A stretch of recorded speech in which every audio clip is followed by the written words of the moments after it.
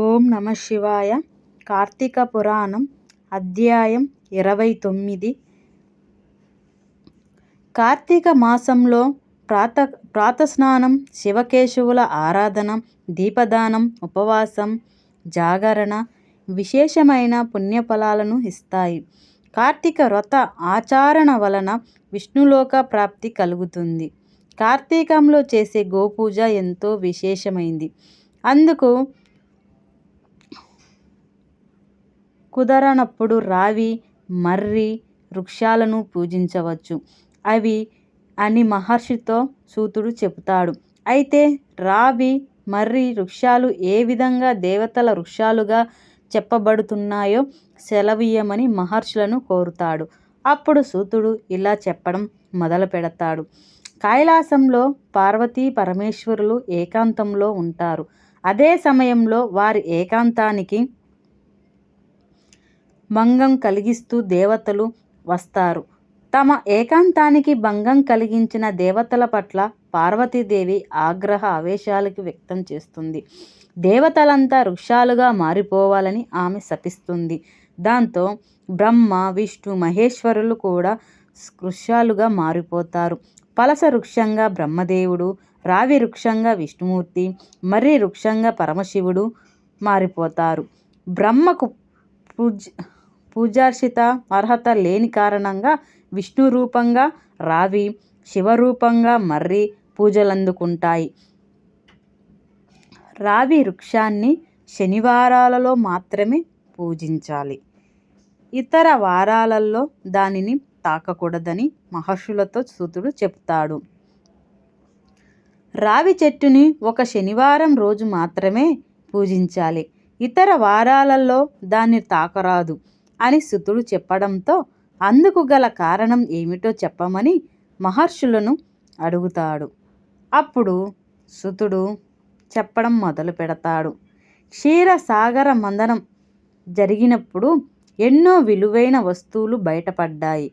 లక్ష్మీదేవిని, కౌస్తవ భామనిని శ్రీ మహావిష్ణువుకి సమర్పించిన దేవతలు మిగిలినవి తాము తీసుకుంటున్నారు. లక్ష్మీదేవి విష్ణుమూర్తులు వివాహం చేసుకోవాలని అనుకుంటారు. విష్ణుమూర్తి వివాహం చేసుకోవాలని అనుకుంటాడు. అయితే తనకి ఒక అక్కయ్య ఉందని, జ్యేష్ఠకు వివాహం కాకుండా తాను పెళ్లి చేసుకోవడం సరికాదని లక్ష్మీదేవి అంటుంది. తనని వివాహం చేసుకోవాలంటే జ్యేష్ఠకు మంచి సంబంధం చూడమని కోరుతుంది. దాంతో విష్ణుమూర్తి ఉద్దాలకుడు అనే ఒక మునితో జ్యేష్ఠ వివాహాన్ని జరిపిస్తాడు. ఆ తర్వాత జ్యేష్ఠను వెంటబెట్టుకొని ఉద్దాలకుడు తన ఆశ్రమానికి వెళతాడు. ఆశ్రమం లోపలికి రాకుండా జ్యేష్ఠ ఏడుపు మొదలు పెడుతుంది. ఆమె ఎందుకు ఏడుస్తుంది అర్థం కాకపోవడంతో విషయమేమిటని అడుగుతాడు. అనునిత్యం వేదాలు వినిపించే చోటున, యజ్ఞయాగాలు జరిగే చోటున, గురువులు పితృదేవతలను పూజించబడే చోటున ఉండడం తనకి ఏమాత్రం ఇష్టం లేదని జ్యేష్ఠ చెబుతుంది.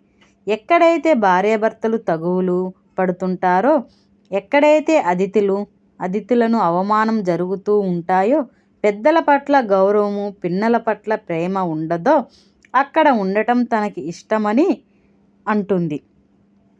అలాంటి ప్రదేశాలలో తనని ఉంచమని ప్రయత్నించమని కోరుతుంది. ఆ మాటకి ఉద్దాలకుడు అయోమయంకి లోనవుతాడు. నిదానంగా చేరుకొని ఆమెకు ఇష్టమైనటువంటి ప్రదేశం ఎక్కడ ఉందో చూసుకొని వస్తానని చెప్పేసి ఉద్దాలకుడు వెళతాడు.